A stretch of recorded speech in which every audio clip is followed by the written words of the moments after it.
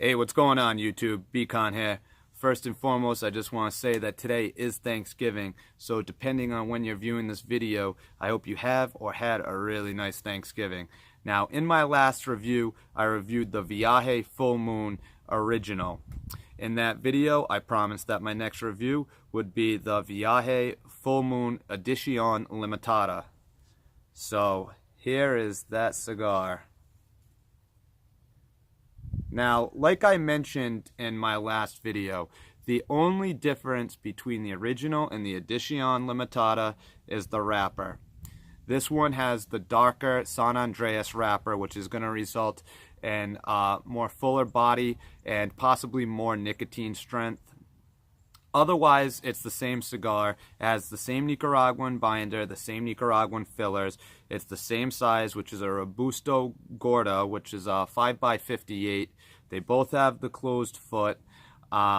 This one's going to run you between 85 cents to $1 more per stick, so not a huge price difference. The overall appearance and construction on this cigar is amazing. There's absolutely no issues with appearance or construction. It's got some really nice toothiness on the wrapper, and it also has some nice oils coming through due to it being a darker Maduro style wrapper. So I'm going to cut this up. If any of you guys are wondering how I usually cut my cigars, I used to be picky and sometimes use a V cutter or a punch. Now I just pretty much use, this is a Cuban Crafters. It's guillotine style, perfect cutter, super sharp, and I've had no issues with this cutter, so it's usually my go-to. As for lighting the cigar, I'm outside. When I'm outside, I usually just use a torch. If I'm inside, then I'll use matches. And today I am pairing this cigar with, this is by Half Full Brewery, and it's called Grace and Darkness Oyster Stout out of Connecticut. So I think that's going to pair really well with this cigar.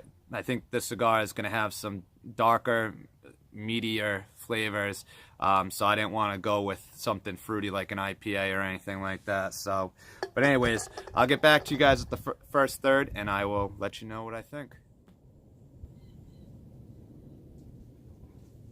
Alright guys, so I'm back. So I just passed the 1/3 mark on this cigar, as you can see. Now before I say anything else, I'm just going to tell you that if you're not into fuller bodied cigars, then you might want to just stick with the Viaje Full Moon Original. This one is a full-bodied, fuller strength cigar right out the gate. So if that's not your cup of tea, then stick with the original. But if this is your cup of tea, then keep listening. So the burn on this cigar is really good. It's similar to the original. The burn might be a tiny bit better on this one. The ash is definitely firmer on this one than compared to the original. The original, the ash was a little bit more flaky. The draw on the cigar is perfect, just like the original. The smoke output is amazing, just like the original. The smoke on this one, it seems like the smoke's a little thicker. It's got more of a chewier texture to it. Now, as for the flavor profile, it's completely different than the original, and it's crazy how much the wrapper, changes that. With this one, I'm getting some darker flavors than when compared to the original. It's more of a meatier taste. It tastes almost like a cross between barbecue and campfire, to be completely honest with you. It's got that campfire smokiness taste to it. It does have a really, really nice retrohale. Once you get past about the 1 inch mark, the 1 inch, it's, you're blasted with a lot right out the gate. Once you get past the, 3/4 to 1 inch mark, it really starts to settle down into its flavor profile. And if you retrohale, I think you're going to get a lot more out of this cigar. On the retrohale, it's still, that campfire type flavor profile, but you're also getting some nice baking spices. I can't really pinpoint it, and also a really unique sweetness that comes through on the retrohale. Like, this cigar is really easy to retrohale.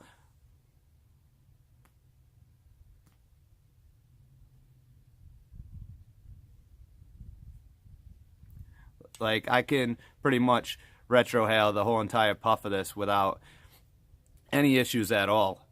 It is a very enjoyable smoke so far. So we'll see if it transitions at the halfway point. I am getting one note that I did get in the original, which is a tiny bit of cocoa, but that is the only similar note that I'm getting compared to the original, is that that little bit of cocoa. That I'm not really getting any earthiness or any of that sweet tobacco yet, but you know, we still have a lot to go, so we'll see what happens at the half. Catch you soon.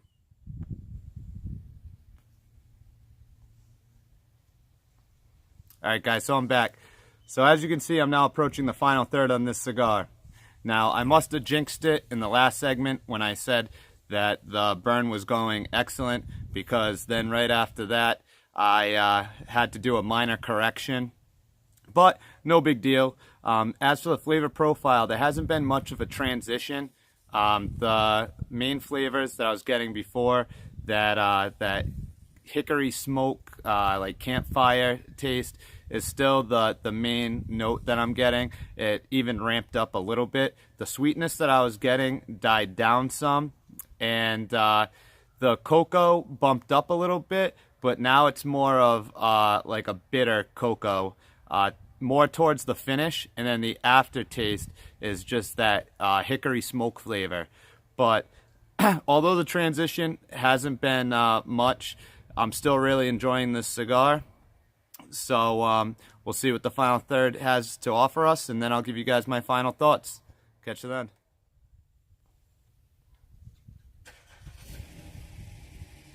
Alright guys, so I'm back. So as you can see, I'm now getting towards the end of this cigar. No issues with the burn.